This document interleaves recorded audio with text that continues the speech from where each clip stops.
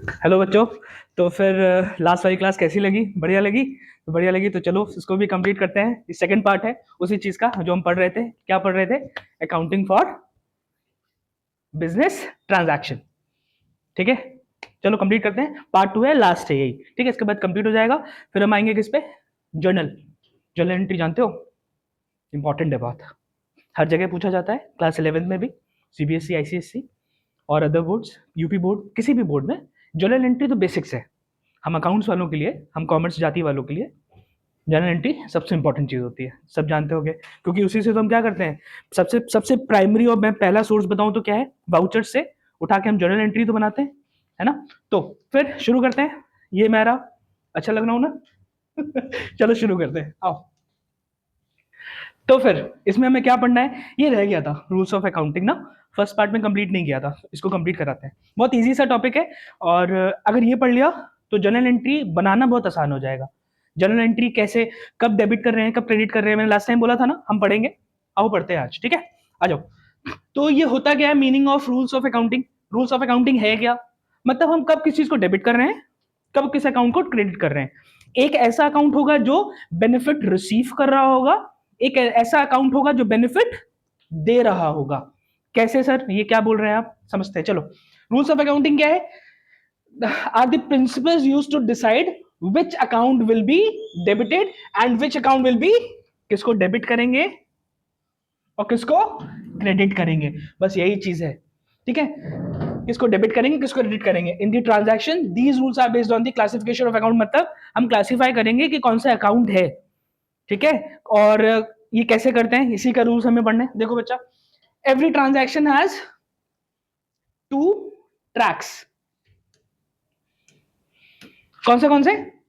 To tracks, मतलब ये basically railway junction जैसे हम इसको कंपेयर कर रहे हैं। जैसे रेलवे के कैसे ट्रैक्स होते हैं, ऐसे होते हैं ना, रेलवे के कैसे ट्रैक्स होते हैं ना, जैसे रेलवे के दो ट्रैक होते हैं, ऐसे ही हर ट्रांजैक्शन के दो इंपैक्ट होते हैं। एक होता है डेबिट, एक होता है क्रेडिट, ठीक है। तो जो डेबिट हो रहा है, क्रेडिट हो रहा है, हम किसको कब कर रहे हैं, यही तो सीखना है, ठीक है। जैसे वन अकाउंट, एक अकाउंट होगा जो रिसीव कर रहा होगा बेनिफिट, मैंने भी बताया, बेनिफिट रिसीव कर रहा होगा। दूसरा अकाउंट बेनिफिट दे रहा होगा, तो गिव्स बेनिफिट होगा, ठीक है ना। इसी को डेबिट क्रेडिट करना है। कौन सा अकाउंट कब हम डेबिट करेंगे, कौन सा अकाउंट कब हम क्रेडिट करेंगे, इसको ये डिटेल में समझते हैं। This is why accounting follows the dual aspect concept. बताया था ना, डुअल एस्पेक्ट कॉन्सेप्ट होता है। डुअल एस्पेक्ट मतलब दो एस्पेक्ट होते हैं।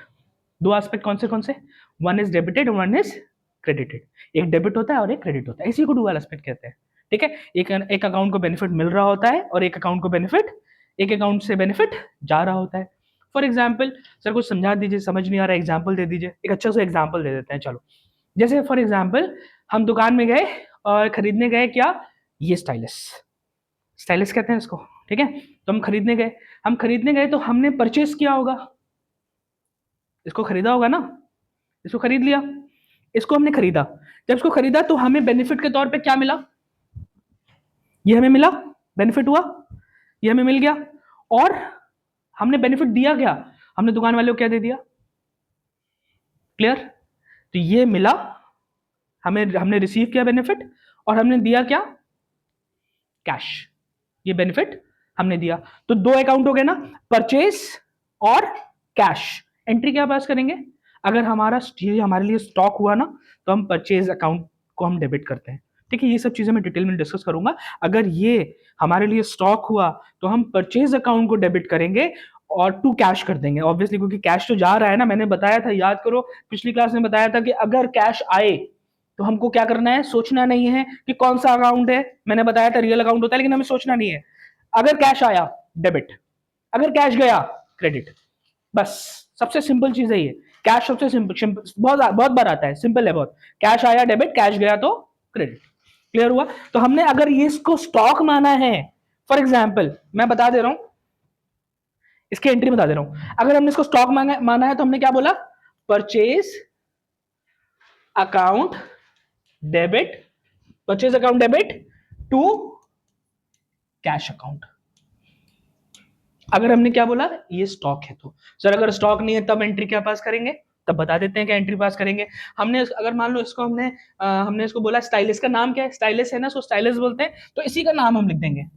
एसेट है अगर, तो एसेट, तो हम क्या लिख देते हैं, asset account debit to, asset भी है तो पैसा तो जा ही रहा है ना।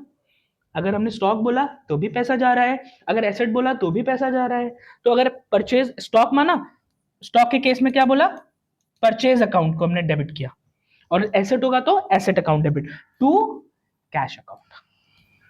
बस ये सिंपल सा डिफरेंस है, इसको समझ लो। एक चीज ये है, एक चीज ये है, बहुत सिंपल सी चीज है।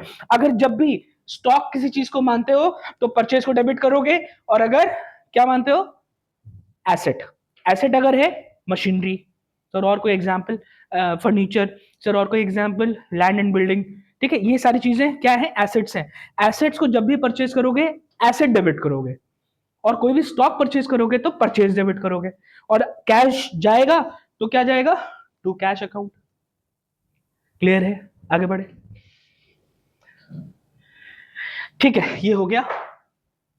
नेक्स्ट ये देखो, अब क्लासिफिकेशन ऑफ अकाउंट देख लो, ये इंपॉर्टेंट है, अब यहीं से शुरुआत हो रही है कहानी की, ठीक है। इसको थोड़ा ध्यान से पढ़ना, ये आपके एग्जाम के लिए बहुत इंपॉर्टेंट है। अभी आराम आराम से कर लेना, और जैसे मैंने बताया था जब एग्जाम होगा तो उसको 1.5x पे 2x पे सुन लेना, ठीक है। जल्दी से समझते हैं क्लासिफिकेशन ऑफ अकाउंट्स क्या होता है। अकाउंट्स को बेसिकली 3 पार्ट्स में क्लासीफाई किया गया है। वो 3 पार्ट्स ये समझ लिया तो काफी हद तक समझ में आ जाएगा। अब इसको समझना क्यों है मैं बता देता हूँ जल्दी से, उसके बाद स्लाइड पे आता हूँ। इंपॉर्टेंट क्या है, देखो जब भी हम जर्नल एंट्री बनाना होता है ना, तो हमें करना क्या है, तो जब भी जर्नल एंट्री बना रहे हो तो क्या करना है, आपको सबसे पहले ये आइडेंटिफाई करना है कि ये कौन सा टाइप ऑफ अकाउंट है। क्या ये पर्सनल है, क्या ये रियल है, क्या ये नॉमिनल है। क्या करना है सबसे पहले, मैंने बता दिया, फिर से बता रहा हूं। सबसे पहले ये आइडेंटिफाई करना है कि जो हम कैश की बात कर रहे हैं, जो हम एसेट बोल रहे हैं, या किस तरीके की सैलरी दे रहे हैं, फर्नीचर परचेज कर रहे हैं, आउटस्टैंडिंग सैलरी है कि प्रीपेड आइटम है, कई सारे आइटम्स होते हैं ना, ये सब सुनते हुए एग्जाम में देखते हो क्वेश्चन इस तरीके के। तो हमें सबसे पहले आइडेंटिफाई क्या करना है जर्नल एंट्री बनाने के लिए, कि वो पर्सनल है या रियल है या नॉमिनल है। एक बार अगर ये आपको पता चल गया कि पर्सनल में क्या क्या चीजें आती हैं, रियल में क्या क्या चीजें आती हैं, नॉमिनल में क्या क्या चीजें आती हैं, तब फिर उसका रूल अप्लाई करना है। क्या करना है इसके बाद, पहले first you have to identify, identify what, you need to identify which type of account it is. ठीक है, किस तरीके का अकाउंट है ये आइडेंटिफाई करना है। The next step is, second step, identify करने के बाद apply the rule of that particular account, apply the rule. Apply the rule कैसे अप्लाई करना होगा, अब 3 ये अकाउंट है तो इनका कोई रूल भी तो होगा, ये 3 अकाउंट्स हैं, इनके रूल भी तो होंगे। जैसे पर्सनल अकाउंट क्या बोलता है, रियल अकाउंट क्या बोलता है, नॉमिनल अकाउंट क्या बोलता है, कुछ तो बोलते होंगे। कैसे पता चलेगा कि ये पर्सनल है, कि ये रियल है, ये नॉमिनल है। 3 अकाउंट है मैंने बताया, लेकिन कैसे आइडेंटिफाई करें कि कौन सा अकाउंट कौन सा है, ये चीज कैसे आइडेंटिफाई करेंगे, ये देखो बच्चा। हाँ, पर्सनल अकाउंट, पर्सनल अकाउंट क्या है, किसी भी पर्सन, किसी भी फर्म और किसी भी कंपनी से रिलेटेड होता है ये। तो पर्सनल अकाउंट में क्या देखोगे, जैसे रमेश, रमेश किस तरीके का अकाउंट है, राम, मोहन, जयेश, सिया, ठीक है, इस तरीके के जो नाम है ये किस तरीके का अकाउंट है, ये पर्सनल अकाउंट की कैटेगरी में आते हैं बच्चा। ठीक है, क्लियर। अच्छा, इनकी मीनिंग ये हो गया, इनके एग्जाम्पल मैंने बता दिया। लेकिन अगर मान लो एसबीआई बैंक है तो एसबीआई बैंक अकाउंट, ये भी क्या है, पर्सनल अकाउंट। राम अकाउंट मैंने नाम बताया, तो नाम जो भी देखोगे ना, जब भी देखोगे समझ जाना पर्सनल अकाउंट, और पर्सनल अकाउंट का रूल अप्लाई होगा। रूल अभी बताते हैं इसके बाद, ठीक है। रियल अकाउंट कैसे पहचानेंगे सर, रियल अकाउंट कौन से हैं, रियल जो असल वाले होते हैं, रियल वाले नहीं। रियल अकाउंट मतलब जैसे related to assets and properties. Sir ये समझ नहीं आ रहा है, मैं समझा देता हूँ। रियल अकाउंट जैसे मैंने अभी कैश बताया था, cash is an example of real account, cash is an example of real account. ठीक है, तो रियल अकाउंट में क्या आता है, देखो बच्चा, कैश अकाउंट और फर्नीचर अकाउंट। क्या क्या आता है, कैश एंड, जैसे इसमें क्या क्या था, राम अकाउंट और एसबीआई था, एसबीआई बैंक अकाउंट। ऐसे ही रियल में क्या आता है, कैश एंड फर्नीचर। ऐसी और भी चीजें आती है, मैंने एग्जाम्पल के तौर पे 2-3 चीजें आपको दिखा दी। अब देखो बच्चा, नॉमिनल अकाउंट, नॉमिनल अकाउंट क्या होता है, नॉमिनल अकाउंट वो अकाउंट होता है जिसमें एक्सपेंसेस, लॉसेस, इनकम्स, गेन्स, 4 चीजें। कौन सी चीजें? खर्चे वगैरह। कैसे सर? कुछ ऐसा रियल एग्जांपल बताइए ना। ठीक, बता देते हैं। जैसे कैसा इसका एग्जांपल हो सकता है? नॉमिनल एग्जांपल का एग्जांपल होगा, नॉमिनल अकाउंट का एग्जांपल होगा कैसा, क्या होगा? सैलरी।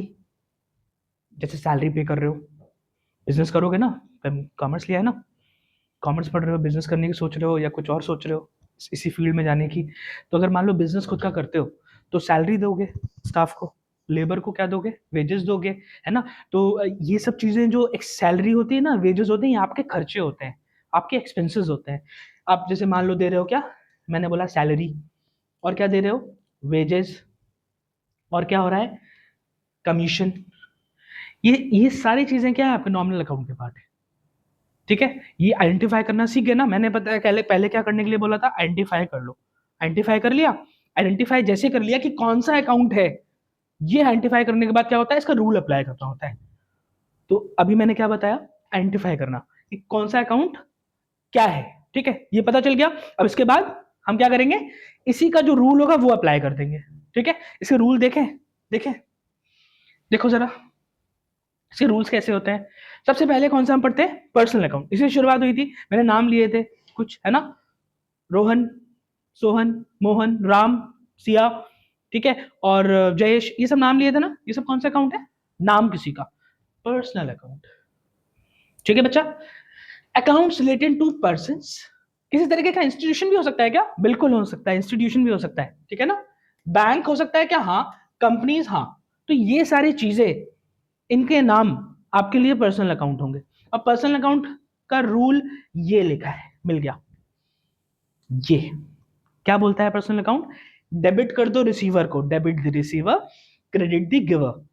ठीक है, मैं लास्ट में क्विक रिवीजन भी कराऊंगा। ठीक है, स्लाइड में है, क्विक रिवीजन कराऊंगा, जिससे आपको एक रिवीजन भी, आपको तुरंत आपका रिवीजन करा दूंगा। ठीक है, बताऊंगा। अभी जितना समझ में आ रहा है समझने की कोशिश करो, एक रिवीजन भी कराएंगे। ठीक है, अच्छे से समझने की कोशिश करो, यही बेसिक्स है। ठीक है, रूल ऑफ पर्सनल अकाउंट क्या है मैंने बताया? डेबिट कर दो रिसीवर को, क्रेडिट कर दो गिवर को, खत्म। डेबिट कर दो रिसीवर को, क्रेडिट कर दो गिवर को। सर ये क्या मतलब हुआ? नहीं समझ में आ रहा है, डेबिट कर दो रिसीवर को।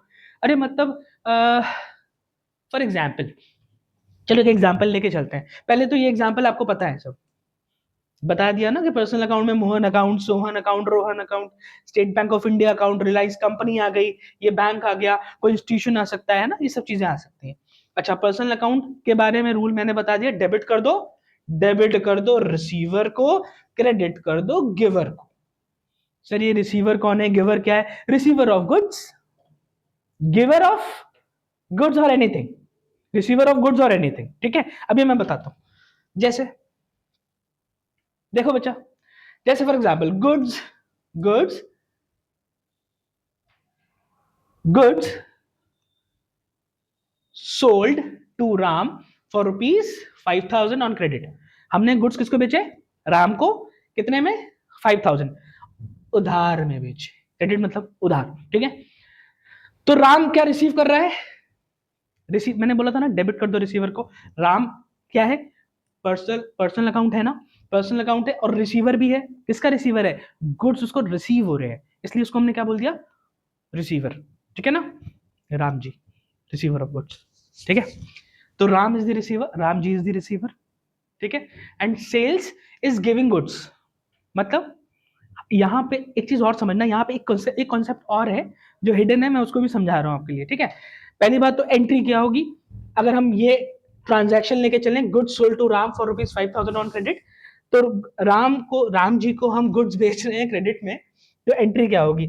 तो Ram to sales entry pass करेंगे। यहाँ ध्यान रखना, क्योंकि एंट्री जो हो रही है उधार में हो रही है, पैसा मिला नहीं है, इसलिए पैसा हम, यानी कि कैश, हम एंट्री में लिख नहीं रहे हैं। तो हम क्या लिख रहे हैं? Instead of writing cash we are writing sales account. As you see, हम सेल्स अकाउंट लिख रहे हैं। ठीक है, Ram account debit to sales account. कितने से? 5,000। सर आप तो कह रहे हैं कि कैश नहीं लिख रहे हैं, यहाँ तो कैश अमाउंट लिखी है, कैश नहीं लिखा है। हम ये तो लिखेंगे ना कि कितने से हम ड्यू कर रहे हैं, एंट्री कितने से क्रेडिट है, जो उधार की एंट्री है वो कितने से, ये तो लिखेंगे ना। और जब पैसा मिलेगा तो एंट्री पास कर देंगे। ठीक है, वो कौन सी एंट्री करेंगे बस वो भी बता देता हूँ अभी। ठीक है, इतना क्लियर हुआ कि राम रिसीवर है, इसलिए राम जी को हमने क्या कर दिया, डेबिट कर दिया। तो मैंने क्या बताया था, debit the receiver, credit the giver. अगर यहाँ पे परचेज कर रहे होते ये राम जी, तो हम क्या करते, परचेज मतलब यहाँ पे हमने बेचा है ना, देखो राम रिसीव्स गुड्स, क्यों, क्योंकि हमने गुड्स बेचे। तो रिसीवर ऑफ गुड्स कौन है, हमने गुड्स बेचे हैं राम जी को, रिसीवर ऑफ गुड्स कौन है, राम जी, इसीलिए इनको डेबिट किया। ठीक है, हमने जैसे कि एंट्री में बताया, हमने उसमें अकाउंट में बताया ना, रूल में क्या बताया, पर्सनल अकाउंट में हम क्या करते हैं, debit the receiver, credit the giver. ठीक है, तो हमने रिसीवर को डेबिट कर दिया, हाँ कर दिया। अच्छा, सेल्स अकाउंट क्या होता है, sales account is a type of nominal account. ठीक है, नॉमिनल अकाउंट होता है ये। ठीक है, तो अब ये बताइए, एक अकाउंट पर्सनल अकाउंट नॉमिनल हो सकता है, बिल्कुल हो सकता है। एक ही एंट्री में तीनों भी हो सकते हैं, एक ही एंट्री में अलग अलग अकाउंट भी हो सकते हैं। जरूरी नहीं है कि एक एंट्री पास कर रहे हैं उसमें दोनों ही पर्सनल हो, दोनों ही रियल हो, दोनों ही नॉमिनल हो।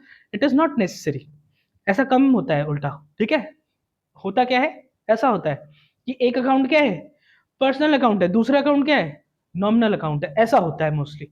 ठीक है, तो हमने क्या किया, राम टू सेल्स। अच्छा सर ये बताइए, राम जी जब पैसा दे देंगे, क्योंकि उधार में है ना, तो राम जी जब पैसा देंगे तब एंट्री क्या पास करेंगे, जब राम जी ने बोला कि हम पैसा, हमने गुड्स बेचा है ना, तो राम जी से पैसा हमें मिलेगा। तो जैसे हमें पैसा मिलेगा हम क्या करते हैं, कैश को डेबिट करते हैं। तो कैश अकाउंट डेबिट करेंगे कि नहीं करेंगे। और टू क्या लिख दें, राम जी को हमने अगर डेबिट में लिखा है तो इनको हमने अपना डेटर बनाया है। तो डेटर को खत्म करने के लिए, डेटर का बैलेंस, डेटर को खत्म करने के लिए मतलब ये नहीं, डेटर को खत्म करने के लिए मतलब डेटर का बैलेंस खत्म करने के लिए हम क्या करते हैं, डेटर को डेबिट की जगह क्रेडिट कर देते हैं, तो उसका बैलेंस खत्म हो जाता है। तो cash account debit to Ram account, कितने से उधार था, राम्स अकाउंट, राम अकाउंट नहीं, राम्स अकाउंट। ठीक है, Ram ji's account, cash account debit to Ram's account. ठीक है, राम जीज अकाउंट, कितने से, 5000 से। कितना क्लियर हो। ठीक है, ये एंट्री क्लियर हुई कि यहाँ पे रिसीवर को हमने डेबिट किया ना, हमने कई सारी चीजें बताई। अगर मान लीजिए कैश होता तो इसी की जगह क्या आ जाता, कैश आ जाता।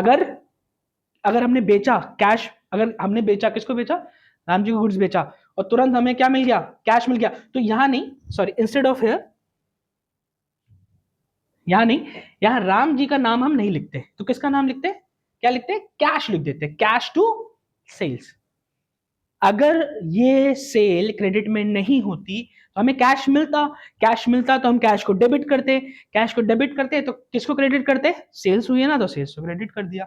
और राम जी, अब आप ये देख भी रहे होगे कि यहाँ पे ये जो मैंने दो एंट्री पास की है, राम टू सेल्स और कैश टू राम, तो आप देखो राम जी बार बार कट रहे हैं, तो कौन बच रहा है डेबिट में, डेबिट में बच रहा है कैश, और क्रेडिट में बच रहा है सेल्स। अल्टीमेटली वही एंट्री आ भी रही है ना, नलीफाई करने से वही इंपैक्ट आ रहा है कि नहीं आ रहा है। क्लियर, आगे बढ़े। ये देखो नेक्स्ट, पेड ₹2000 टू श्याम। हम श्याम जी को, हाँ तो सब जगह प्रभु का नाम आ रहा है, ये बहुत अच्छी बात है। ठीक है, पहले राम जी का नाम आया, श्याम जी का नाम आया। ठीक है, तो आप लोगों के साथ भी कुछ अच्छा होने वाला है शायद, इसलिए प्रभु का नाम चल रहा है। चलो, पेड ₹2000 टू श्याम। अब हम श्याम को 2000 रुपये दे रहे हैं, तो श्याम को हम अगर हम 2000 रुपये दे रहे हैं तो हम एंट्री क्या पास करेंगे, Shyam account debit to cash, आ रहा है कि जा रहा है, कैश जा रहा है। अच्छा, who is the receiver of benefit, who is receiving the benefit. अगर हम पे कर रहे हैं 2000 श्याम को, तो Shyam is the receiver of the benefit. तो देखो, इनको हम सेटल भी कर रहे हैं, इनको हम पैसे दे रहे हैं, तो he is receiving the benefit, that is why he is debited. मैंने क्या बताया था पर्सनल अकाउंट में, debit the receiver, debit the receiver. Sir cash account कौन सा होता है, अभी पढ़ा हमने, रियल अकाउंट होता है। इसका मतलब ये कौन सा अकाउंट है, ये है पर्सनल अकाउंट। ये कौन सा अकाउंट है बच्चा लोग, personal account. And cash, cash is a real account, याद रहेगा। आगे बढ़े, क्लियर। नेक्स्ट बच्चा, रियल अकाउंट पे आते हैं। रियल अकाउंट में थोड़ा डिस्कस भी कर लिया। रियल अकाउंट मैंने क्या बताया था, कैश अकाउंट होता है, यही तो बताया था। ठीक है, तो अब अकाउंट्स रिलेटेड टू कौन सा, एसेट और प्रॉपर्टीज। एसेट और प्रॉपर्टीज अगर है तो फिर ये कौन सा अकाउंट है, रियल अकाउंट है, याद रहेगा। ऐसे याद रखने के लिए कैसे आ सकते हो, रियल स्टेट, रियल स्टेट मतलब रियल स्टेट में क्या आता है, प्रॉपर्टीज ही तो आती है। तो रियल अकाउंट कौन सा वाला अकाउंट है? ठीक है, जिसमें क्या आ रहा है, एसेट्स, प्रॉपर्टीज, जैसे कि कैश अकाउंट बताया ना, जैसे बिल्डिंग, मशीनरी, कैश, फर्नीचर, ये सब क्या है, सारे क्या है, सारे भैया रियल अकाउंट। ठीक है ना, सारे अकाउंट रियल अकाउंट है। रियल अकाउंट का रूल क्या होता है? तो रियल अकाउंट कहता है डेबिट व्हाट कम्स इन, जो आ रहा है उसको डेबिट करो।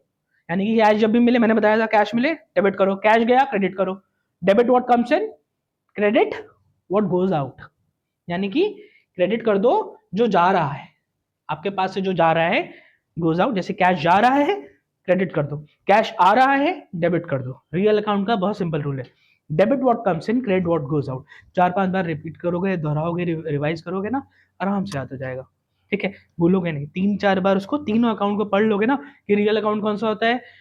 रियल एस्टेट वाला, रियल एस्टेट मतलब प्रॉपर्टीज इसमें आता है, कैश आता है, बिल्डिंग आती है, मशीनरी आती है, ये सब रियल अकाउंट होता है। रियल अकाउंट क्या बोलता है, debit what comes in, credit what goes out. Debit जो भी चीजें आ रही हैं उसको डेबिट कर दो, जो भी चीज जा रही है क्रेडिट कर दो। नहीं याद रहता है, कैश को याद रख लो। कैश के क्या, कैश के केस में क्या करते हैं, कैश जब भी आएगा डेबिट करेंगे, कैश जब भी जाएगा क्रेडिट कर देंगे, बात खत्म। रियल अकाउंट इतना ही है बस, सिंपल। आगे बढ़े, नेक्स्ट स्लाइड। नेक्स्ट स्लाइड क्या बोलती है बच्चा, purchased furniture for cash rupees. अब क्वेश्चन क्या है, परचेज कर रहे हैं फर्नीचर। ठीक है, अच्छा मैंने आपको बताया था जब भी कोई एसेट परचेज करेंगे हम, तो हम क्या करेंगे, एसेट का नाम लिखते हैं। ठीक है, फर्नीचर लिखा है ना, तो फर्नीचर लिखेंगे, एसेट नहीं लिखेंगे। एसेट का नाम नहीं पता है तो एसेट लिख दो। लेकिन अगर आपको पता है कि आप फर्नीचर परचेज कर रहे हो, तो फर्नीचर फर्नीचर है, नाम is given, name is given, इसीलिए हम क्या करेंगे, नेम को क्या करेंगे, मेंशन करेंगे, furniture account debit to cash account. Clear? अगर स्टॉक होता तो क्या करते, याद है, स्टॉक लिख देते, नहीं परचेज लिखते हैं। स्टॉक के केस में क्या करते हैं, स्टॉक क्या होता है सर, स्टॉक मतलब वो गुड्स जिस पे आप डील करते हो बिजनेस में।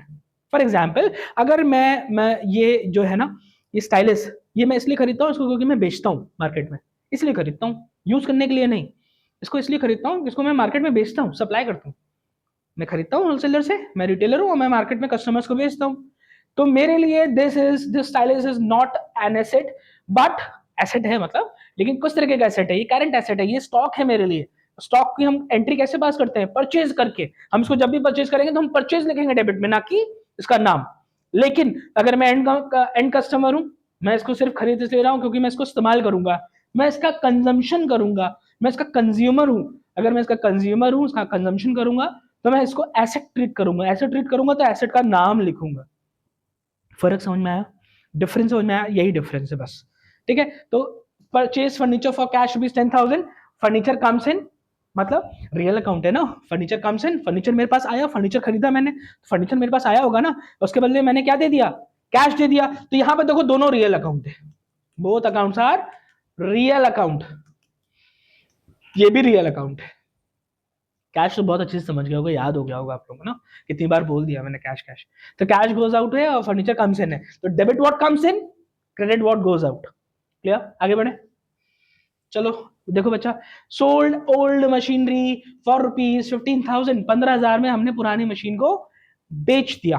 ठीक है, तो मशीनरी को बेचा, जैसे अच्छा मशीनरी बेचा तो हमारे पास क्या आया होगा, मशीनरी बेचा तो हमारे पास क्या आया होगा, मशीनरी बेचा क्यों हमने, इसके लिए बेचा, जैसे ही बेचा हमारे पास क्या आया, कैश आ गया, कैश आया ना, अरे इसलिए तो बेचा होगा, और किस लिए बेचा होगा, मशीनरी गोज और मशीनरी चली गई आपके पास से, पुरानी मशीनरी थी। अरे पुराना मोबाइल समझ लो, मोबाइल तो बेचा होगा ना पुराना वाला, नया वाला खरीदा होगा तो पुराना वाला हटा दिया होगा, एक्सचेंज एक्सचेंज में डाल दिया होगा फोन, ऐसे ही होता है ना।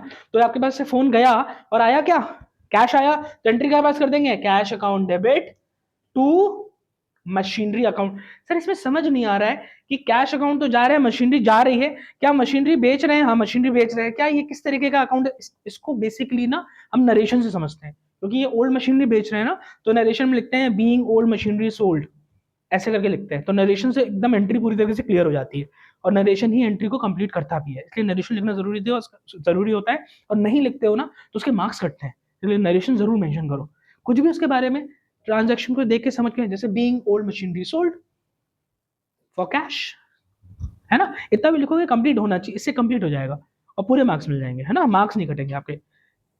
लिखोगे एक्स्ट्रा मार्क्स नहीं मिलेंगे, नहीं लिखोगे तो मार्क्स कट जरूर जाएंगे, इसलिए मेंशन करना। ठीक है बच्चा, आगे बढ़े,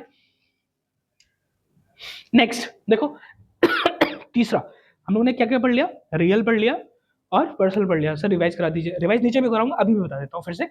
पर्सनल अकाउंट क्या बोलता है? डेबिट कर दो रिसीवर को, क्रेडिट कर दो गिवर को। तो हम कैसे बोलते हैं इंग्लिश में उसको, अंग्रेजी में कैसे बोलते हैं? Debit the receiver, credit the giver. किसमें? Personal account. सर रियल में क्या था? रियल में बेसिकली बच्चा क्या था, रियल अकाउंट में हम बोलते थे कि रियल अकाउंट बोलता है debit what comes in, credit what goes out. Debit what comes in, credit what goes out. जो जा रहा है उसको क्रेडिट, जो आ रहा है उसको डेबिट, इतना ही। ठीक है, आते हैं सीधे किस पे? नॉमिनल अकाउंट पे। बहुत इंटरेस्टिंग अकाउंट है, समझना है इसको। इसमें चीजें आती क्या क्या है? एक्सपेंसेस, सैलरी, कमीशन, वेजेस, बताया था ना, बिजनेस करते हो तो, कॉमर्स पढ़ रहे हो, ठीक है। Losses, incomes, gains, income gains भी आते हैं, हाँ। तो अगर मान लो एक्सपेंसेस एंड लॉसेस है तो नॉमिनल कहता है इसको डेबिट कर दो। नॉमिनल क्या बोलता है? अगर कोई भी एक्सपेंसेस एंड लॉसेस हैं आपके, उसको डेबिट कर दो। और अगर इनकम्स एंड गेन्स है तो क्या बचा? जो बचा क्रेडिट कर देंगे।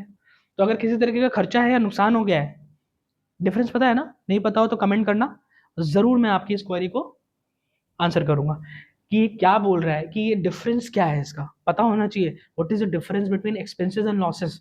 होता है ना डिफरेंस, एक तो नहीं है ना। खर्चा हो जाना और नुकसान हो जाना अलग है ना, एक तो नहीं है ना। अगर किसी को एक लगता हो तो भैया बता देना, हम बता देंगे, क्लियर कर देंगे। खर्चा और नुकसान अलग अलग चीज होती है।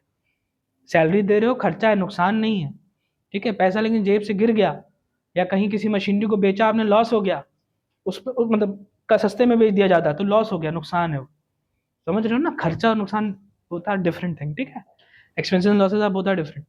Incomes and gains credit, expenses and losses debit. Sir इसको अंग्रेजी में कैसे बोलते हैं? इसको रूल को ऐसे बोल देते हैं, कहाँ गया? नहीं है, अभी बता देता हूँ।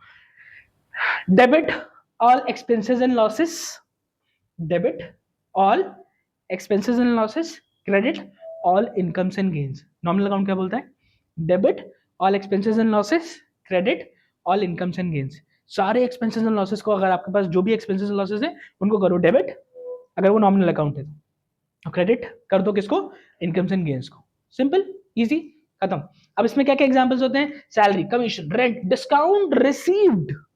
डिस्काउंट रिसीव्ड आपके लिए क्या है, मुझे कोई बताएगा? कमेंट में बताने की कोशिश करो, डिस्काउंट रिसीव क्या है, ठीक है। जो बताएगा उसको मैं लाइक करूंगा, उसके उसके कमेंट को, ठीक है। डिस्काउंट रिसीव क्या है चारों में से? मुझे आइडेंटिफाई करके बताओ, क्या एक्सपेंस है, लॉस है, इनकम है, गेन है, क्या है, ठीक है। मुझे बताइए, जो कमेंट में बताएगा उसका मैं कमेंट लाइक जरूर करूंगा, ठीक है। नेक्स्ट क्लास में हो सकता है नाम भी लिखूंगा यहाँ पे बोर्ड में, किसने बताया उसका नाम लिखूंगा, ठीक है। मुझे क्या बताना है आपको? Discount receive is which type of account out of these accounts, ठीक है। मुझे ये बताइए, मैं मेंशन करूंगा नाम यहाँ पे पक्का। Okay next, rule of nominal account. Nominal account का रूल मैंने बता दिया था। डेबिट किसको करना है? एक्सपेंसेस एंड लॉसेस को। क्रेडिट किसको करना है? इनकम्स एंड गेन्स को। इजी। अच्छा, पेड सैलरी, सैलरी पे की है, कितने की? 8,000 रुपए सैलरी पे की है आपने। सैलरी आपका खर्चा है ना, मैंने बताया था अभी, salary is an expense. Salary क्या है? खर्चा है, एक्सपेंस है, तो उसकी एंट्री क्या पास करेंगे? Salary account debit to cash account. Cash क्या है बच्चा? नॉमिनल अकाउंट है ना? नहीं, नॉमिनल अकाउंट नहीं है, रियल अकाउंट है, बताया इससे पहले भी। और सैलरी क्या है? Salary is the nominal account, ठीक है। तो खर्चा है ना, सैलरी, सैलरी पे कर रहे हो, बिजनेस के मालिक हो, सैलरी पे कर रहे हो, सैलरी पे कर रहे हो तो क्या बोलोगे? This is my expense and expenses should be debited in case of nominal account, right. तो हम क्या करेंगे? सैलरी को डेबिट करेंगे। Debit all expenses and losses, nominal कहता है, और ये नॉमिनल अकाउंट है ना, हमने आइडेंटिफाई कर लिया ना कि ये नॉमिनल अकाउंट है। जैसे आइडेंटिफाई करेंगे नॉमिनल अकाउंट है, फिर हम देखेंगे रूल क्या है। मैंने बताया था ना, पहले आइडेंटिफाई करो किस तरीके का अकाउंट है, फिर रूल अप्लाई करो। क्योंकि सैलरी एक्सपेंस है और ये कहता है debit all expenses and losses, इसीलिए हम सैलरी को कर रहे हैं डेबिट। क्लियर? कैश क्योंकि जा रहा है, सैलरी, सैलरी के नाम से कैश, कैश जा रहा है ना, सैलरी के नाम से हम कैश पे कर रहे हैं ना, तो कैश आपका क्रेडिट हो गया क्योंकि हमारे पास से कैश गोज आउट। ये किसका रूल है? Real. Debit what comes in, credit what goes out. Next देखो बच्चा, अब रिसीव कमीशन, इस बार कमीशन मिल रहा है। कमीशन क्या है? नॉमिनल अकाउंट है, और लेकिन इस बार आपको कमीशन मिल रहा है, तो यहां पे कमीशन आपके लिए बताओ क्या हो गया? Out of 4। ये सेकंड क्वेश्चन है, ये क्वेश्चन नंबर 2 है। क्वेश्चन नंबर 1 क्या था? मैंने आपसे डिस्काउंट रिसीव पूछा था, किस तरीके का नॉमिनल अकाउंट है ये, इसका टाइप बताओ, क्या है, गेन है, लॉस है, क्या है। ऐसे आपको ये बताना है कि क्वेश्चन नंबर 2 है जो भी इसको कमेंट करके बताएगा मैं उसके कमेंट को हार्ट दूंगा, लाइक करूंगा, इसका नाम यहाँ पे जरूर बताऊंगा, मेंशन करूंगा। ठीक है, कौन कौन होशियार बच्चा है जो इतना एक्टिव होकर सुन रहा है सारी चीजें और समझ भी रहा है। कमीशन क्या है? कमीशन नॉमिनल अकाउंट होता है, लेकिन कमीशन यहाँ पे मिल रहा है, रिसीव हो रहा है, तो आपके लिए इनकम हुई ना। ठीक है, तो कैश अकाउंट टू, ये क्या किया हमने, कैश हमारे पास आ रहा है, किस नाम से आ रहा है? कमीशन के नाम से आ रहा है। ठीक है, कमीशन रिसीव हो रहा है इसलिए cash account debit to commission हुआ है। अगर कमीशन हम पे कर रहे होते तो एंट्री रिवर्स हो जाती, उल्टी एंट्री हो जाती। उल्टी मतलब commission to cash. If you are paying commission, the entry will be commission to cash. If you are receiving the commission, you are getting the commission. In that case, cash account will be debited and commission account will be credited. That's it. हो गया इतना, बस इतना ही है। आगे next, golden rules. अभी तक हम पढ़ के आ रहे थे, यही तो पढ़ रहे थे। एक रिवीजन समरी टेबल है, ठीक है, तुरंत समझ लो जल्दी से। पर्सनल अकाउंट क्या बोलता है? डेबिट कर दो रिसीवर को। पर्सनल अकाउंट क्या बोलता है? डेबिट कर दो रिसीवर को, क्रेडिट कर दो गिवर को। ठीक है, थोड़ा स्पीड बढ़ा लो। ठीक है, रियल अकाउंट क्या बोलता है? What comes in, debit. Debit किसको? जो आ रहा है, व्हाट कम्स इन। क्रेडिट किसको कर दो? What goes out. इसको क्या कर दो? क्रेडिट कर दो, सिंपल। अच्छा, नॉमिनल अकाउंट क्या बोलता है? डेबिट कर दो all expenses and losses, credit कर दो all incomes and gains. Clear? एक काम करो, this is very important for your exam, so kindly please take this screenshot. Screenshot ले लो इसका, ये तुम्हारे एग्जाम के लिए बहुत इंपॉर्टेंट है। इसका स्क्रीनशॉट ले लो, ठीक है? थोड़ा साइड हट रहा हूं, जल्दी से स्क्रीनशॉट लो। ले लिया स्क्रीनशॉट, आगे बढ़े। तुरंत रिवीजन भी हुआ ना, समझ में आया होगा आई थिंक। ठीक है, जिसको नहीं समझ में आया कमेंट करो, मैं उसका आंसर जरूर करूंगा। ठीक है, बेसिस ऑफ अकाउंटिंग समझ लो, ये कभी कभी थ्योरी में पूछा जाता है, थोड़ा इंपॉर्टेंट है। स्पेशली इसमें से क्या पूछा जाता है मैं मार्क कर रहा हूँ, सबसे इंपॉर्टेंट। सर ये क्या लिखा है सर, इसको पढ़ दीजिए। अक्रूवल अकाउंटिंग, अक्रूवल बेसिस, इसको हम मर्केंटाइल बेसिस भी बोलते हैं। होता क्या है, तीनों के बारे में भी हम जल्दी से पढ़ने जा रहे हैं। ठीक है, तो तीन तरीके की अकाउंटिंग होती है जो हर कोई फॉलो करता है। ज्यादातर फॉलो क्या किया जाता है? अक्रूवल फॉलो किया जाता है। होता क्या है sir, cash basis, accrual basis, hybrid basis, बता दीजिए। बता देते अभी बताते हैं। Basis of accounting means method, कौन सा मेथड यूज कर रहे हैं to record incomes and expenses in the किताब। बुक्स ऑफ अकाउंट्स में हम कौन सा मेथड यूज कर रहे हैं? कैश बेसिस है, क्या वो अक्रूवल बेसिस है, या वो हाइब्रिड बेसिस है? कौन सा मेथड हम इस्तेमाल कर रहे हैं? कई सारी कंपनीज का क्या करती है? Accrual basis. कई सारी छोटी छोटी जो फर्म्स होती है ना, वो कैश में हिसाब किताब करती हैं, छोटी मोटी जो कंपनीज होती हैं। हाइब्रिड मतलब the combination of first and second, जहां पे कैश एंड अक्रूवल दोनों है, उसी को हाइब्रिड बोलते हैं। हाइब्रिड मॉडल क्या होता है? कॉम्बिनेशन ही होता है दो चीजों का। तो कैश एंड अक्रूवल का कॉम्बिनेशन ही क्या है? Hybrid basis. क्लियर? आगे बढ़े। देखो बच्चा, अब कैश बेसिस क्या होता है? वो ट्रांजैक्शन जो रिकॉर्ड किए जा रहे हैं ओनली व्हेन, जब कैश मिले या कैश पे करे। मैंने क्या बताया? रोकड़े पे डील करना। मैंने क्या बताया? सिर्फ जब कैश आ रहा है या जा रहा है तभी उसको देखना, वरना ध्यान ना देना। रिकॉर्ड कब करना? Transaction are recorded only when, only when मतलब तभी जब कैश मिले, जब पे करे। उधारी वाली बात ना सुननी है ना समझनी है, कान बंद कर लेना है। गांधी जी के एक बंदर के हिसाब से कान ऐसे, ठीक है, कि कैश अगर मिल रहा है तब तो ठीक है, कैश दे रहे हैं तब तो ठीक है, उधारी की बात पे कान में से उंगली डाल लेनी है, नहीं सुन रहे हम। ठीक है, कुछ ऐसा। चलो, no credit transaction is recorded. किस केस में? कैश बेसिस पढ़ रहे हैं, ध्यान रखना। इसलिए कोई भी क्रेडिट ट्रांजैक्शन रिकॉर्ड नहीं हो रहा है, यहाँ पे हम रिकॉर्ड नहीं करते हैं। It behaves like strict gate keeper, no cash no entry. Cash नहीं होगा तो एंट्री नहीं होगी, इस तरीके का कैश बेसिस। ठीक है, तो एक्रूअल बेसिस क्या होता है? तो एक्रूअल बेसिस का जस्ट अपोजिट होता है। अभी आते हैं एक्रूअल बेसिस पे। इसके फीचर्स क्या होते हैं? ये सिंपल मेथड होता है, छोटी छोटी फर्म्स इसको इस्तेमाल करती हैं, यूज्ड बाय स्मॉल ऑर्गेनाइजेशंस, बताया अभी। No outstanding expenses and income is recorded. उधारबाजी यहाँ पे नहीं चलेगी। कैश बेसिस है ना, सिर्फ कैश, उधार नहीं। ठीक है, इजी टू मेंटेन, छोटी ऑर्गेनाइजेशन है उनके लिए आसान होता है। कैश आया कैश गया उसी को रिकॉर्ड करो, बाकी चीजों को अवॉइड करो। एडवांटेज क्या है? इजी टू अंडरस्टैंड, कॉस्टली नहीं होता है, और सुटेबल होता है किसके लिए? छोटे छोटे जो फर्म्स है ना उसके लिए सुटेबल होता है कैश बेसिस। ठीक है, आगे बढ़े। Next is limitations. क्या होती है? कुछ तो लिमिटेशंस भी होंगी कैश बेसिस की। क्या लिमिटेशंस हैं? ये ट्रू प्रॉफिट नहीं वो दिखाता है, ट्रू प्रॉफिट नहीं दिखाता है। ये कैसे? और ये बताओ यार, तुम्हारे पास उधार, ऐसा तो है नहीं बिजनेस में सिर्फ कैश ट्रांजैक्शन होते हैं, उधार के भी तो होते हैं। उधार के लिए ऐसे कान बंद कर लेना सही है? नहीं है ना। आपको कैसे पता चलेगा कि इसमें सही में सही का प्रॉफिट है कि नहीं? जो निकल के आएगा वो सही का प्रॉफिट आएगा ही नहीं, क्योंकि आपने जो उधार वाले क्रेडिट वाले ट्रांजेक्शन उसको तो कंसिडर ही नहीं किया। इसलिए कहा जाता है कि ट्रू प्रॉफिट डिस्प्ले नहीं करता है। कौन सा? Cash basis. ठीक है, इग्नोर्स आउटस्टैंडिंग आइटम्स, यही तो समस्या है इसकी, तभी तो ट्रू प्रॉफिट नहीं डिस्प्ले कर रहा है।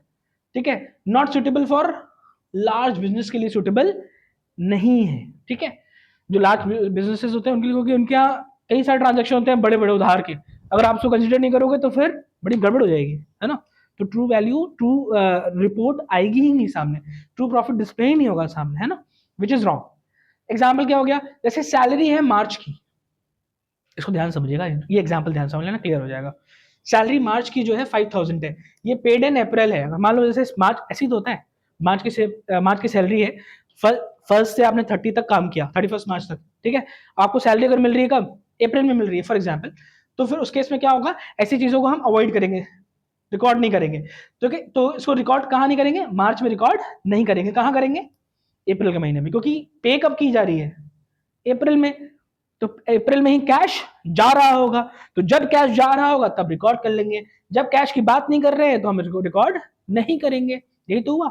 ठीक है, तो under cash basis it will be recorded in April only, not in March. यही है, खत्म। नेक्स्ट, अक्रूवल बेसिस, मैंने बताया जस्ट अपोजिट होता है किसका? कैश बेसिस का जस्ट अपोजिट होता है। तो उसमें क्या होता है? इसमें रिकॉर्ड कब करते हैं? तब जब ये होते हैं ट्रांजेक्शन, व्हेन दे अकर। जैसे अभी एग्जाम्पल दिया था सैलरी वाला, उसी को कंटिन्यू करते हैं। ठीक है, तो जैसे मान लेते हैं कोई जयेश नाम का वो है एम्प्लॉय है फॉर एग्जाम्पल, तो इस एम्प्लॉय को अगर हम सैलरी, जैसे हमने क्या किया कि 1 मार्च को हमने इससे काम कराना शुरू कराया, 31 तक वो उसने काम किया, अब उसकी सैलरी ड्यू है बट पे नहीं है, ड्यू बट नॉट पेड। क्या बोला मैंने? ड्यू बट नॉट पेड और रिसीव्ड। ड्यू तो हो गई है, मतलब देना तो है, अभी तक दिया नहीं। तो ऐसी चीजों को हम अक्रूवल बेसिस में रिकॉर्ड करते हैं। हमने कैश नहीं दिया है, फिर भी हम किस मंथ में इसको रिकॉर्ड करेंगे? मार्च में। सॉरी, मार्च है ना, मार्च बोला था ना मैंने, हाँ मार्च बोला था मैंने, तो मार्च में ही इसको रिकॉर्ड करेंगे। क्यों? क्योंकि अक्रू हो चुकी है, ड्यू हो चुकी है, पे नहीं की है। तो जिस मंथ में वो ट्रांजैक्शन इफेक्ट में आएगा, अकर होगा, उसी मंथ उसको रिकॉर्ड करेंगे। Here cash is totally irrelevant. समझ में आया? तो इसको कब रिकॉर्ड, इसको यही बताया जा रहा है, transaction are recorded only when they occur, not when cash is paid और रिसीव। तब नहीं जब कैश मिल रहा है या दिया जा रहा है, बल्कि तब जब वो ट्रांजैक्शन अकर हो रहा है, इफेक्ट में आ रहा है। क्लियर हुआ? तो income is recorded when earned, expenses recorded when incurred. Income तब रिकॉर्ड की जाएगी जब वो अर्न हो जाएगी। अर्न हो जाएगी मतलब कमा लिया है आपने, आपने रिसीव नहीं किया है लेकिन कमा लिया है, मेहनत कर दी है, सर्विस दे दी है उसके अगेंस्ट में, बट आपने अर्न कर लिया लेकिन आपको रिसीव नहीं हुई है। तो जिस मंथ आपने कमा लिया है उस महीने ही उसको रिकॉर्ड किया जाएगा, ना कि कैश बेसिस की तरह जब आपको मिले तभी रिकॉर्ड होगी। ठीक है, यहां पे कैश मिल रहा है, कब मिल रहा है, कब नहीं मिल रहा है, नॉट रेलिवेंट। किस समय आप सर्विस दे रहे हो, उससे कब ड्यू हो रही है, वो रेलिवेंट है। ठीक है, this is most accepted method, मैंने आपको बताया था सबसे ज्यादा इंपॉर्टेंट है एक्रूअल बेसिस, यही पूछा भी जाता है। क्योंकि एग्जाम में होता है क्या है ना, कैश बेसिस को तो भी आप इंटरप्रेट कर लोगे, आंसर लिख दोगे, लेकिन इस मेथड को ना अगर नहीं पढ़ा तो इसका आप आंसर लिखने में मुश्किल होती है, इसीलिए इसको थोड़ा ध्यान समझना चाहिए। ठीक है, रिकॉर्ड्स क्रेडिट ट्रांजैक्शन बता दिया ना। ठीक है, और includes outstanding and prepaid items. Clear? Shows true profit and financial position, obviously क्योंकि सारी चीजें रिकॉर्ड कर रहा है, और कब? जब वो इंपैक्ट में आ रही, अकर हो रही वो चीजें, तभी रिकॉर्ड कर रहा है। ठीक है, नेक्स्ट देखो, एडवांटेज क्या है इसका? साइंटिफिक मेथड है, ये एक्यूरेट प्रॉफिट कैलकुलेशन करता है ये मेथड। कौन सा? Accrual method. ठीक है, और मर्केंटाइल मेथड भी कहते हैं इसको, बताया आपको। Accepted under accounting standards. ES क्या होता है? अकाउंटिंग स्टैंडर्ड्स पता है ना? नहीं पता है? अकाउंटिंग स्टैंडर्ड्स वो स्टैंडर्ड्स होते हैं, वो रूल्स होते हैं जो फ्रेम किए गए हैं ताकि उसके अकॉर्डिंगली ही अकाउंटिंग करी जाए। क्यों ऐसा क्यों बनाए गए हैं ये रूल्स? ये रूल्स इसलिए बनाए गए हैं ताकि होता ये है ना कि मैं जो अकाउंटिंग कर रहा हूँ, हो सकता है उसकी एकदम रिवर्स अकाउंटिंग कोई और कर रहा हो, तो वो कैसे कर सकता है एकदम उसके उलट अकाउंटिंग? वो इसलिए कर सकता है क्योंकि कोई रूल्स नहीं होंगे, तभी कर सकता है। अगर रूल्स होंगे तो जैसी अकाउंटिंग मैं करूंगा वैसी अकाउंटिंग, जैसे मैंने बोला 2+2 4, क्या कोई कोई दूसरे देश में बैठा हुआ इसको 2+2 5 बोलेगा? बोलेगा तो उसको लोग क्या बोलेंगे, गलत बोल रहे हो। सही क्या है, 2+2 4 ही है, ये हर जगह जस्टिफाइड है। तो ये रूल है ना, ऐसे रूल क्या है, अकाउंटिंग स्टैंडर्ड में रूल होता है। क्या रूल होता है, हर हर तरीके के, हर चीज के लिए अलग अलग रूल्स बनाए गए हैं ताकि वही हर जगह फॉलो हो और अकाउंटिंग हर जगह सेम हो, सिमिलर हो, डिफरेंस ना आ जाए। ठीक है, तभी तो कंपेयर कर पाओगे। मतलब मैं कुछ अलग ही अकाउंटिंग कर रहा हूँ, कोई देश अलग ही अकाउंटिंग कर रहा है, जिस देश में बैठा हुआ आदमी, मैं यहाँ अलग अकाउंटिंग कर रहा हूँ, कहीं और कोई अलग अकाउंटिंग कर रहा है, तो उससे कंपैरिजन नहीं कर पाएंगे आप। लिमिटेशन क्या है, थोड़ा कॉम्प्लेक्स है ये, इसमें एडजस्टमेंट की जरूरत पड़ती है, चांसेस ऑफ बैड डेट होता है, चांस ऑफ बैड डेट्स यहाँ पे हो जाता है। क्यों? क्योंकि यहाँ पे आप क्या कर रहे हो, जिस समय वो ट्रांजैक्शन अकर हो रहा है आप रिकॉर्ड कर ले रहे हो, यही तो कर रहे हो, तभी इसमें बैड डेट्स चांसेस होता है। कैश में बैड डेट्स चांसेस होंगे नहीं, क्योंकि सिर्फ कैश मिलेगा देंगे तभी तो रिकॉर्ड करेंगे। नेक्स्ट देखो बच्चा, अब ये देखो, सैलरी फॉर मार्च ₹5,000 अनपेड। मार्च की सैलरी है, अनपेड है, मैंने एग्जांपल दिया था, तो उसको रिकॉर्ड कब करेंगे, expenses will still be recorded इन, ठीक है, मार्च की है तो मार्च में रिकॉर्ड करेंगे। इट इज टोटली इररिलेवेंट कि किस महीने उसको पैसा सैलरी का दिया गया है, इट टोटली इररिलेवेंट है। ठीक है, सैलरी अकाउंट डेबिट टू अच्छा आउटस्टैंडिंग सैलरी। एक चीज और समझ लो, यहाँ पे मैं एक चीज और बता देता हूँ, salary account itself is a nominal account. Salary nominal account होता है ना, क्लियर है, बताया है ना मैंने। आउटस्टैंडिंग सैलरी किस तरह का अकाउंट होता है, पता है आपको? एक मिनट इसको पॉज करो और आंसर करने की कोशिश करो, मैं आंसर तुरंत बता रहा हूँ अभी। ठीक है, पॉज करो मेरे वीडियो को और आंसर करने की कोशिश करो, देखो आपका आंसर सही आ रहा है कि नहीं आ रहा है। ठीक है, पॉज करो और मैं आंसर अब कर रहा हूँ। ठीक है, आप पॉज कर दो। ठीक है, मैं आंसर बता रहा हूँ। आउटस्टैंडिंग, जब भी कोई भी नॉमिनल अकाउंट के प्रीफिक्स, प्रीफिक्स मतलब इसके पहले, जब भी सैलरी अकाउंट या किसी भी नॉमिनल अकाउंट, मैं इसको बता दे रहा हूं समझना, जब भी किसी नॉमिनल अकाउंट के पहले, कोई भी नॉमिनल अकाउंट के पहले आउटस्टैंडिंग, प्रीपेड,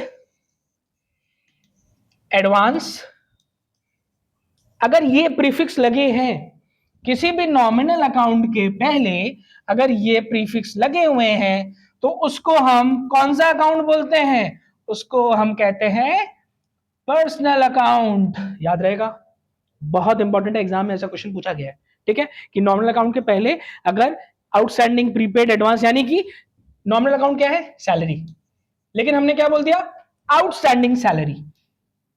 तो सैलरी क्या होता है, सैलरी होता है क्या, नॉमिनल अकाउंट होता है ना, नॉमिनल अकाउंट सैलरी, और हमने अगर आउटस्टैंडिंग सैलरी बोला तो ये क्या हो जाएगा,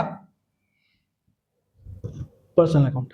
तो कोई भी नॉमिनल अकाउंट के पहले प्रीफिक्स में आउटस्टैंडिंग, प्रीपेड, एडवांस ऐसा कुछ देखना तो क्या कर देना, क्या मान लेना कि वो कौन सा अकाउंट है, किस टाइप का अकाउंट है, पर्सनल अकाउंट है, याद रखिएगा। ठीक है, क्लियर, ये एंट्री तो क्लियर थी। अब ये समझो जल्दी से, हाइब्रिड बेसिस, लास्ट मेथड था कौन सा, हाइब्रिड बेसिस। हाइब्रिड बेसिस क्या बोलता है, hybrid basis is the combination of cash and accrual basis. दोनों चीजें होती हैं। सर दोनों चीजें कैसे हो सकती हैं, तो कभी कभी हम जैसे रेवेन्यू वगैरह के केस में, एक्सपेंसेस के केस में, हम कभी कैश बेसिस पे आ जाते हैं, कभी अक्रूवल बेसिस पे आ जाते हैं। Most suitable method is accrual basis, जो ज्यादातर फर्म्स इस्तेमाल करती हैं, उसी मेथड पे काम करती हैं, अक्रूवल बेसिस पे। लेकिन हाइब्रिड बेसिस क्योंकि हमें एग्जाम के पॉइंट ऑफ व्यू से पढ़ना है इसलिए समझा रहा हूँ। कैश बेसिस अक्रूवल बेसिस का कॉम्बिनेशन है। पहली चीज, कुछ आइटम्स रिकॉर्ड होते हैं कैश बेसिस पे और कुछ आइटम्स रिकॉर्ड होते हैं किस पे, अक्रूवल बेसिस पे। किसमें, हाइब्रिड में।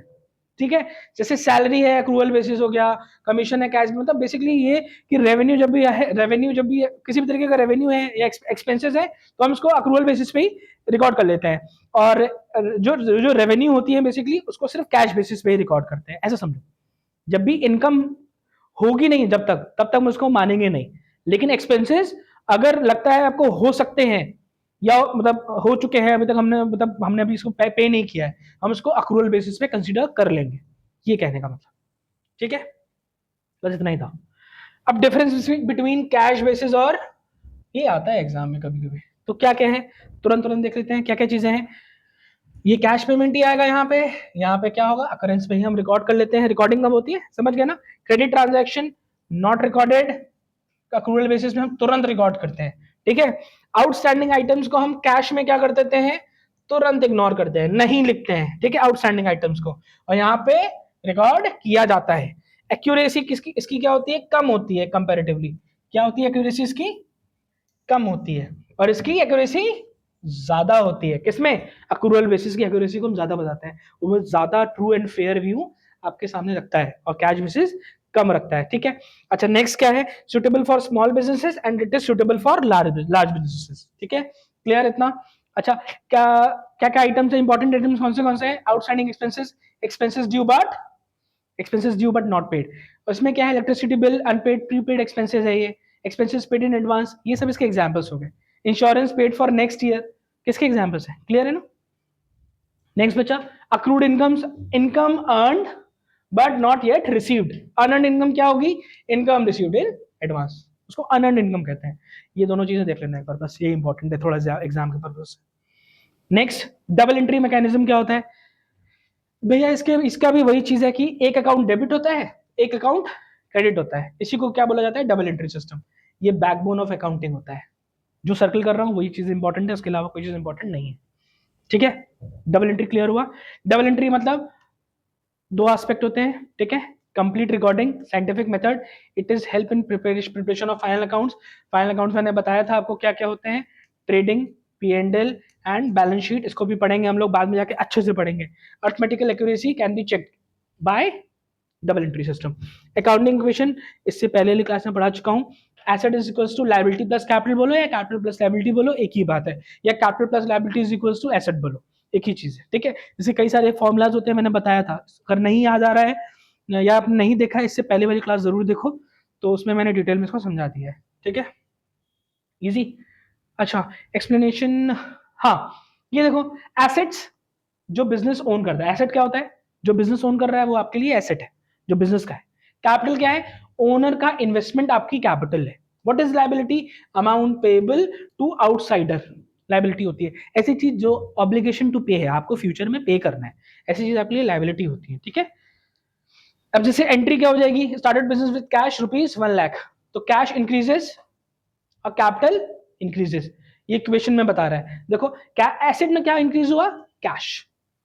सर हम किसके पॉइंट ऑफ व्यू से एंट्री करते हैं, हम बिजनेस के पॉइंट ऑफ व्यू से एंट्री करते हैं, इसलिए हमने कैश बिजनेस में आया तो कैश, जैसे बिजनेस में आया तो इसका मतलब बिजनेस के पास कैश आया, कैश आया तो cash account debit to capital account, capital बढ़ा और एसेट के नाम से कैश बढ़ गया, क्लियर।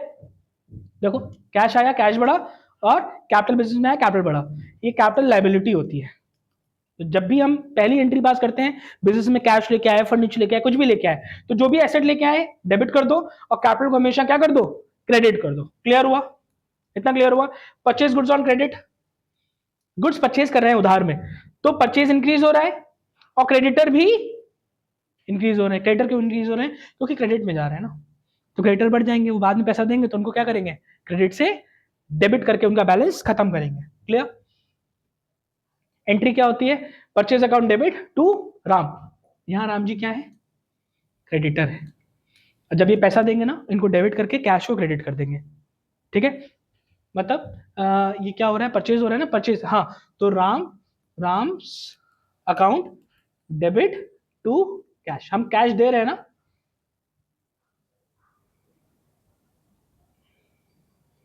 हम कैश दे रहे हैं ना टू कैश अकाउंट, क्लियर, ठीक है। तो every transaction has one debit one credit, easy. तो टोटल डेबिट और टोटल क्रेडिट हमेशा इक्वल होना चाहिए, ये बहुत इंपॉर्टेंट चीज है। अगर डेबिट का जो अमाउंट है वो हमेशा क्रेडिट का अमाउंट के इक्वल होना चाहिए। कभी कभी ऐसा भी होता है, ये 20,000 लिखा है, यहाँ पे दो अकाउंट्स आ रहे हैं, एक 12,000 का, एक 8,000 का, लेकिन फिर भी इनका टोटल इक्वल होना चाहिए। डेबिट के सारे आइटम्स, कई सारे आइटम्स है फॉर एग्जांपल, तो डेबिट के सारे आइटम्स और क्रेडिट के सारे आइटम्स दोनों इक्वल होने चाहिए हमेशा, अमाउंट के पॉइंट ऑफ व्यू से, ठीक है। नेक्स्ट स्टेप्स इन जनरलाइजिंग क्या क्या है, पहली बात तो आइडेंटिफाई करो, मैंने बताया था, जो वही चीज है, क्लासिफाई कर दो, फिर अप्लाई कर दो रूल, फिर डिसाइड करो कि डेबिट क्रेडिट करेंगे, डेबिट करेंगे, क्रेडिट करेंगे, और जर्नल एंट्री पास कर दो। अभी जो बताया था जर्नल एंट्री कैसे बनाना है, वही चीज यहाँ पे स्टेप्स लिखे होंगे, ठीक है। फॉर्मेट कैसा होता है, मैंने बताया था, पहले डेट, फिर पर्टिकुलर, LF, फिर डेबिट अमाउंट का, और फिर क्रेडिट अमाउंट का, ऐसा होता है ना कुछ, देखा है ना, दिखाया था इससे पहले वाली क्लास में भी। नेक्स्ट बच्चा transaction 1, paid rent rupees 2500, rent पे कर रहे हैं। रेंट पे कर रहे हैं, रेंट क्या है, नॉमिनल अकाउंट, और ये क्या है, real account. Rent account debit to cash, कितना 2500 हमने एंट्री पास कर दी, ठीक है, बीइंग रेंट पेड, नरेशन, इतना ही है बस। नेक्स्ट क्या है, receive cash from Mohan, cash मिल रहा है तो कैश अकाउंट डेबिट हो जाएगा कि नहीं हो जाएगा, होगा कि नहीं होगा, मोहन से मिल रहा है तो टू मोहन, मोहन अकाउंट, कितना 7000, बस इतना ही करना है, इजी। कैश रियल अकाउंट होता है, मोहन एक पर्सनल अकाउंट है, बताया हुआ है ये तो, इजी ना। देखो वो रूल्स समझ के कितनी जल्दी हो पा रहा है, ठीक है। एडवांटेजेस ये हो चुका है, अब समझ लो एग्जाम ओरिएंटेड इंपॉर्टेंट, समझ लो ये एग्जाम, ये उसमें आता है, फिल इन द ब्लैंक्स में, ये आते हैं मैच करने के लिए। Personal accounts related to a person organisation, ये फिलअप्स में आ सकता है अंडरलाइन में, ठीक है। डैश अकाउंट्स ऐसे करके आता है, dash account is related to asset, या real account is related to dash, तो तुम्हें फिलअप करना पड़ेगा, ये ध्यान रखना। Dash account is related to expenses and incomes, nominal account, nominal account is related to dash and dash expenses and incomes, ऐसे ध्यान रखना, ठीक है। dash what comes in, dash what goes out, debit what comes in, credit what goes out, debit all expenses, हाँ, dash expenses and losses, dash incomes and gains, तो debit all expenses and losses, credit all incomes and gains, dash basis records only cash transaction, cash basis, या cash basis records only dash transaction, cash transaction, ठीक है ना। dash basis records transaction when they occur, very important, accrual, ठीक है, ऐसे करके fill-ups में आता है question. Double entry system effects how many accounts, double entry 2 accounts, easy, ठीक है। और लास्ट में total debit always equals total credit, total debit total credit के हमेशा इक्वल होगा, बताया ना, ठीक है। आगे बढ़े, नेक्स्ट लास्ट में रिवीजन के लिए, personal account debit receiver credit giver, real account debit what comes in credit what goes out, पढ़ा है हम लोगों ने। नॉमिनल अकाउंट डेबिट एक्सपेंसेस को हम क्या करते हैं, expenses all debited, incomes all credited. Cash basis क्या बोलता है, रिकॉर्ड करो सीधे सिर्फ पेमेंट हो रही हो तब, या दे रहे हो तब। एक्रूवल बेसिस क्या बोलता है, अकरेंस में ही सिर्फ अकर हो जो ट्रांजेक्शन तभी रिकॉर्ड करने हैं। और डबल एंट्री क्या बोलता है, टू अकाउंट्स इंपैक्ट होते हैं, इफेक्ट होते हैं, बस ये बोलते हैं, ठीक है। आज की क्लास कैसी रही, समझ में आई, चीज़ें समझ में आई आप लोगों को, मैंने छोटी छोटी चीज़ें जो बताई, जो चीज़ें बताई, ये देखो क्विक रिवीजन वाला कैप्सूल है, इसका स्क्रीनशॉट ले सकते हो, ये सब एग्जाम के टाइम पे आपको बस ये देखना है, स्क्रीनशॉट लो, प्रिंट आउट निकलवा लो, अपने एक फाइल बना लो, उसमें ये रखते चलो। तो रिविजन वाली चीज़ें सिर्फ आपको एग्जाम टाइम में देखनी पड़े। मेरा वीडियो देखना है 2x पे देखो, अभी क्या है 1x पे देखो, लेकिन उस समय एग्जाम टाइम पे 2x पे देख के कंप्लीट कर सकते हो, ठीक है। लास्ट में, ठीक है, तो फिर और किसी का अगर मान लेते हैं टाइम खराब हो गया हो किसी वजह से, अगर बच्चा कोई फेल हो गया हो, नए नंबर अच्छे नहीं आए उनके, तो वो चाहें तो एनआईओएस के लिए तुरंत हमारे यहाँ इस नंबर पे कांटेक्ट कर सकते हैं, नंबर दिया हुआ है यहाँ पे हमारे नंबर, मैं डलवा दूंगा नंबर, अभी इसमें नंबर नहीं दिया है। एनआईओएस का आप तुरंत ये हमारा बैच भी ले सकते हो, और क्या कर सकते हो, सीधे आप यहाँ पे हमारे यहाँ आके इनरोल हो सकते हो, इनरोल होकर अपना आप टाइम बचा सकते हो। होता क्या है कि किसी कोई बच्चा फेल हो जाता है तो वो चीज़ उसका टाइम ना बर्बाद हो, इस वजह से मैं ये चीज़ें बता रहा हूँ, ठीक है। हमारे साथ जुड़िए और अच्छे नंबर लेके आइए। चलिए बच्चा, फिर रखते हैं नेक्स्ट क्लास, बाय।